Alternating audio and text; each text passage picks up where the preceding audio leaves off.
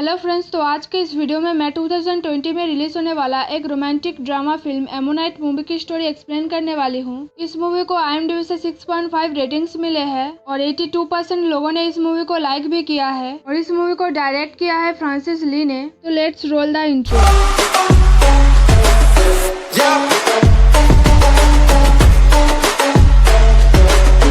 कहानी की शुरुआत होती है 1840 में। एक फॉसिल कलेक्टर और पैलियोंटोलॉजिस्ट मैरी एनिंग अपने बीमार माँ मॉली के साथ रहती थी डॉर्सेट की लाइम रेगिस में, जहाँ उनका एक दुकान था और मॉली मैरी की हेल्प करती थी वो दुकान चलाने में।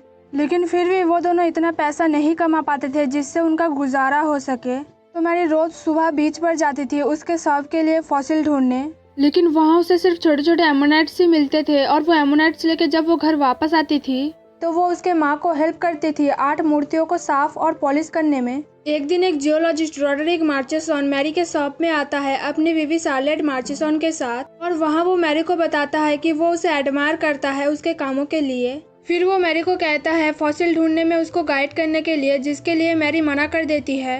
जो सुन के रॉडरिक कहता है कि वो उसे पैसा देगा इसके बदले, और वही सुन के मैरी राजी हो जाती है। और उसी दिन पहली बार मैरी शार्लेट से मिलती है, जिसे देखकर मैरी को ऐसा लग रहा था कि शार्लेट बहुत डरी हुई थी, लेकिन फिर भी वो शार्लेट से बात नहीं करती है। और फिर रात को रॉडरिक जब शार्लेट को एक रेस्टोरेंट में लेके जाता है, वहाँ पे हम व्यूअर्स को पता चलता है कि रॉडरिक को कोई फर्क नहीं पड़ता शार्लेट क्या चाहती है, उसे बस अपनी मर्जी चलानी है शार्लेट के ऊपर, और इसलिए शार्लेट चुपचाप रहती है। और फिर होटल में जब शार्लेट रॉडरिक के साथ इंटीमेट होना चाहती थी तो रॉडरिक उसे मना कर देता है और शार्लेट को ये बहाना देता है कि उसे दूसरा बच्चा नहीं चाहिए अभी। जो सुन के शार्लेट उससे दूर हो जाती है। और अगले दिन जब मैरी बीच पर फॉसिल ढूंढ रही थी तब वहाँ पे रॉडरिक आता है और उससे माफी मांगता है क्योंकि वो बहुत लेट था। फिर रॉडरिक वहाँ पे फॉसिल ढूंढता है और उसे कुछ मिलता भी है। और यही बात रॉडरिक जब बहुत खुश होकर शार्लेट को बताने आता है तो वो देखता है शार्लेट अभी भी बेड पर लेटी है बहुत डिप्रेस्ड होके। वो देख के रॉडरिक बहुत गुस्सा हो जाता है और शार्लेट को बेड से उठने के लिए कहता है, लेकिन शार्लेट रॉडरिक की एक भी बात नहीं सुनती है और इसीलिए रॉडरिक को गुस्सा आता है और वो वहाँ से चला जाता है।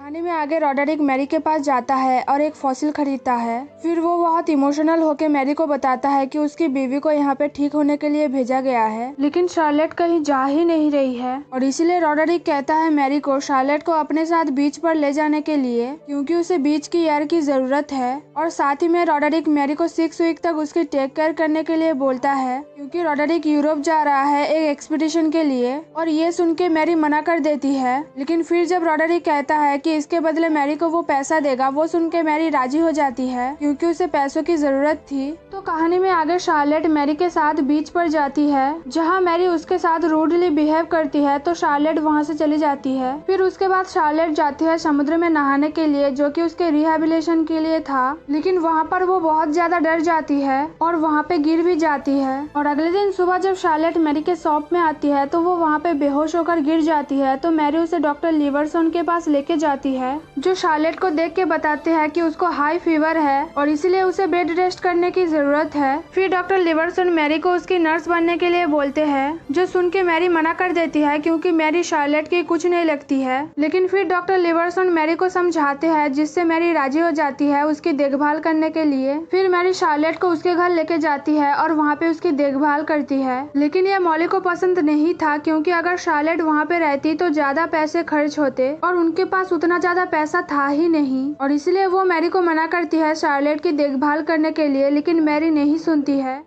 अगले दिन मैरी जाती है उसकी एक्स गर्लफ्रेंड एलिजाबेथ फिलपोर्ट के पास एक स्लेब की जार लेने के लिए, क्योंकि वो लगाने से शार्लेट ठीक हो जाएगी। फिर जब वो स्लेब का जार लेके वहाँ से जा रही थी तो एलिजाबेथ उसे घर के अंदर आने के लिए बोलती है और उससे कभी कभी मिलने आने के लिए भी बोलती है, लेकिन मैरी मना कर देती है और वहाँ से चली जाती है। और घर जाके मैरी वो स्लेब शार्लेट की बॉडी में लगा देती है, जिससे कुछ देर बाद शार्लेट की होश आ जाती है और अगले दिन शार्लेट पूरी तरीके से ठीक हो जाती है। फिर वो एक पियानो प्ले करती है, जो मैरी पीछे रह के सुनती है, लेकिन फिर वो वहाँ से चली जाती है क्योंकि वो शार्लेट को डिस्टर्ब करना नहीं चाहती थी। लेकिन इससे उसको एक बात पता चलता है कि शार्लेट को म्यूजिक बहुत पसंद है। तो कुछ देर बाद शार्लेट मैरी के पास आती है और उसको कहती है बीच पर जाने के लिए, क्योंकि शार्लेट के वजह से ही मैरी घर पे है और वो फॉसिल ढूंढने नहीं गई। जो सुन के मैरी शार्लेट से पूछती है क्या वो पूरी तरीके से ठीक है अब। तो शार्लेट बताती है कि वो पूरी तरीके से ठीक है और वो बाहर जाना चाहती है फॉसिल ढूंढने।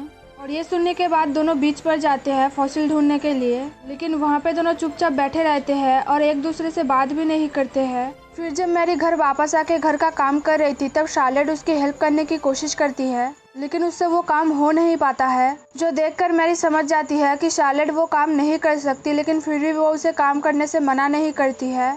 और रात को जब मैरी एक मिरर फ्रेम बना रही थी तो शार्लेट उसे रेस्ट करने के लिए बोलती है क्योंकि मैरी पूरा दिन काम करती थी, जो सुन के मैरी मना कर देती है क्योंकि उसे वो मिरर फ्रेम रात को ही फिनिश करना था, जो देख के शार्लेट वो मिरर फ्रेम बनाती है।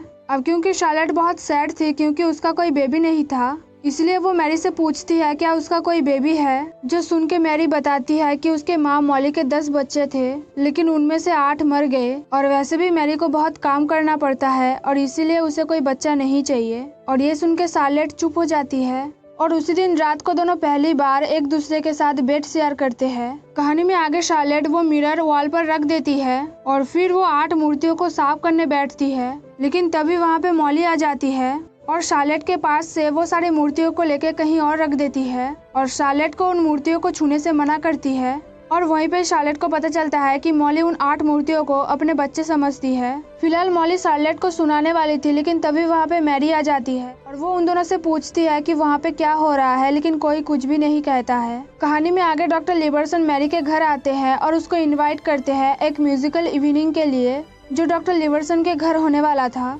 लेकिन मैरी डॉक्टर लिवर्सन को कहती है शार्लेट को भी इनवाइट करने के लिए क्योंकि उसे म्यूजिक बहुत पसंद है और वो पूरी तरीके से ठीक भी हो गई थी, जो सुनने के बाद डॉक्टर लिवर्सन उन दोनों को इनवाइट करते हैं उनके घर में। फिर जब डॉक्टर लिवर्सन के घर शार्लेट और मैरी जाते हैं, वहाँ पर शार्लेट सबसे अच्छे से बात करती है बहुत खुश होके, जो देख के मैरी बहुत जेलस फील करती है और बाहर जाके स्मोक करती है। फिर जब वहाँ पे एक मैजिक लैंटर्न शो की बारी आती है जिसमें सेलो परफॉर्मेंस होने वाला था, वो बिना देखे ही मैरी बाहर चली जाती है क्योंकि वो बहुत ज्यादा जेलस फील कर रही थी। और बाहर जाके मैरी विंडो से शार्लेट को देखती है जो सबसे अच्छे से बात कर रही थी, जिससे मैरी और ज्यादा गुस्सा हो जाती है और बारिश में भीग के सीधा घर चली जाती है। फिर कुछ देर बाद जब शार्लेट घर आती है तो वो मैरी से पूछती है कि वो उसे अकेला छोड़ के घर क्यों चली आई। ये सवाल सुनने के बाद भी मैरी चुप रहती है और कुछ नहीं कहती है। अब क्योंकि मैरी कुछ लिख रही थी तो शार्लेट मैरी के पास जाती है और उसे वो चीज दिखाने के लिए बोलती है, लेकिन मैरी उसको नहीं दिखाती है तो शार्लेट जबरदस्ती उससे वो डायरी छीन लेती है। फिर शार्लेट पढ़ती है एक रोमांटिक पोएम जो मैरी ने लिखा था और वो पोएम पढ़ने के बाद शार्लेट मैरी को समझाती है कि वो सबसे सुंदर थी पार्टी में। फिर शार्लेट मैरी से बात करने की कोशिश करती है, लेकिन मैरी उससे बात नहीं करती है। कहानी में आगे दोनों बीच पर जाते हैं फॉसिल ढूंढने और वहाँ पे दोनों को एक बड़ा सा पत्थर मिलता है जिसको घर लाने में शार्लेट मैरी की हेल्प करती है। तो घर जाके जब मैरी वो पत्थर साफ कर रही थी तब शार्लेट एक ड्राइंग देखती है, जो देख के वो मैरी को पूछती है कि वो क्या है। तो मैरी बताती है कि ये एक इथायोसॉरस की फॉसिल है जो उसे 11 साल की उम्र में मिला था और अब वो ब्रिटिश म्यूजियम में है। मैरी उसको अपने पास रख नहीं पाई क्योंकि उसे पैसों की बहुत ज्यादा जरूरत थी तब, जिससे वो खाना खा सके, घर की रेंट दे सके, कपड़े खरीद सके। फिर मैरी बताती है कि ये जो ड्राइंग है वो एक बच्चे की है और इसीलिए वो ड्राइंग थोड़ा खराब है, जो सुन के शार्लेट कहती है कि उसे ये ड्राइंग बहुत पसंद है। और फिर वो मैरी को बताती है कि वो बहुत खुश है क्योंकि उसका पत्थर मैरी के काम आया। अब शार्लेट ऐसा इसलिए बोलती है क्योंकि उसने हेल्प किया था मैरी को वो पत्थर घर लाने में। तो शार्लेट की बातें सुन के मैरी हंसती है। और कुछ देर बाद जब मैरी अपने टूल्स साफ कर रही थी तब शार्लेट नींद से उठती है और वो देखती है कि उस पत्थर में एक इथियोसॉरस का सर है, जो देख के शार्लेट बहुत खुश हो जाती है और मैरी को कहती है कि उन दोनों को दूसरे पार्ट्स ढूंढने चाहिए। फिर शार्लेट मैरी के पास आती है और उसे सो जाने के लिए कहती है, लेकिन मैरी कहती है कि वो टूल्स बिना साफ किए सोने नहीं जाएगी, जो सुन के शार्लेट मैरी के गाल पर किस करती है। लेकिन फिर दोनों किस करते हैं और इंटीमेट होते हैं। और अगले दिन सुबह जब शार्लेट के लिए एक चिट्ठी आती है मॉली के पास, तब मैरी और शार्लेट थे बीच पर। वहाँ पर मैरी पहले लंच करती है, फिर दोनों समुद्र में जाते हैं नहाने के लिए और वहाँ पे बहुत मजे करते हैं, जो देखकर हम व्यूअर्स को पता चलता है कि जो शार्लेट समुद्र में जाने से डरती थी वो मैरी के वजह से वहाँ जा रही है बिना डरे और वहाँ पे मजे भी कर रही है। और इसका मतलब ये है कि मैरी और शार्लेट एक दूसरे से प्यार करने लगे थे। फिलहाल कहानी में आगे दोनों घर जाते हैं और वहाँ पे रोमांस करते हैं और धीरे धीरे उन दोनों का जो प्यार था वो एक दूसरे के प्रति बढ़ रहा था और वो दोनों साथ में बहुत खुश भी थे। फिलहाल मैरी को जो फॉसिल मिला था वो जब उसे एक कस्टमर को बेच रही थी तो वो कस्टमर उसे कम पैसे देने के लिए बोलता है, जो कि सच में बहुत ही कम था। जो सुन के मैरी कुछ नहीं कहती है और ये देख के शार्लेट वहाँ पे आती है और उस कस्टमर को समझाती है कि ये फॉसिल ढूंढने में मैरी ने कितना मेहनत किया है और उसको कितना टाइम लगा है। जो सुन के कस्टमर थोड़ा पैसे बढ़ा देता है और मैरी को पैसे ज्यादा मिलते हैं। उसके बाद जब दोनों साथ में लंच कर रहे थे तब मॉली वहाँ पे आती है और शार्लेट को वो लेटर देती है, जो पढ़ के शार्लेट रूम में चली जाती है और ये देख के मैरी वो लेटर पढ़ती है जिसमें लिखा था शार्लेट को घर वापस जाना पड़ेगा, यानी लंदन में। और ये लेटर पढ़ने के बाद मैरी शार्लेट के पास जाती है तो वहाँ शार्लेट मैरी को एक रुमाल देती है जिसमें उसने सिलाई की थी और वो देखने में भी बहुत खूबसूरत थी। तो मैरी उस रुमाल के लिए शार्लेट को थैंक्स बोलती है। अब क्योंकि अगले दिन शार्लेट वहाँ से चली जाने वाली थी लंदन में, तो दोनों रात को लास्ट बार रोमांस करते हैं। और अगले दिन सुबह जब शार्लेट वहाँ से जा रही थी तो वो बस मैरी की तरफ देख रही थी, लेकिन मैरी उसको कुछ नहीं कहती है तो शार्लेट वहाँ से चली जाती है।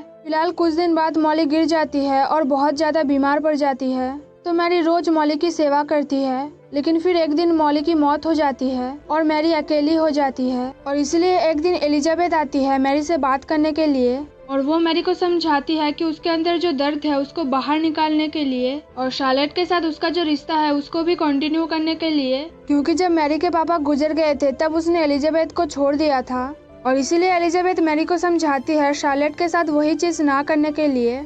और एलिजाबेथ की यही सब बातें सुन के मैरी की आंखों में आंसू आ जाते हैं क्योंकि वो सच में शार्लेट से प्यार करने लगी थी। फिलहाल कहानी में आगे शार्लेट मैरी को एक लेटर भेजती है जिसमें वो मैरी को लंदन आने के लिए बोलती है, जो पढ़ने के बाद मैरी डिसाइड करती है कि वो लंदन जाएगी और इसलिए कुछ दिन बाद मैरी लाइम रेगिस से लंदन जाती है, जहां वो सबसे पहले मर्चिसन के घर जाती है, जहां मैरी सबसे पहले देखती है एक ग्लास कैबिनेट जिसमें फॉसिल भरा था और उस फॉसिल के नीचे एक एक मर्चिसन का नाम भी लिखा था और उसी कैबिनेट में मैरी देखती है उसका फॉसिल था, लेकिन उस फॉसिल में मैरी का नाम लिखा था और इसलिए मैरी वो कैबिनेट खोलती है और उस फॉसिल में लिखा हुआ लेबल देखती है जिसमें असल में रॉडरिक मर्चिसन का नाम लिखा था, लेकिन किसी ने उसके ऊपर मैरी का नाम चिपका दिया। तो मैरी वहाँ पे ये सब देख ही रही थी कि तभी वहाँ पे शार्लेट आती है और मैरी को लेके ऊपर चली जाती है कुछ सरप्राइज देने के लिए। फिर शार्लेट मैरी को एक फुल्ली फर्निश्ड रूम दिखाती है और वो मैरी को बताती है कि ये रूम उसने उसके लिए बनाया है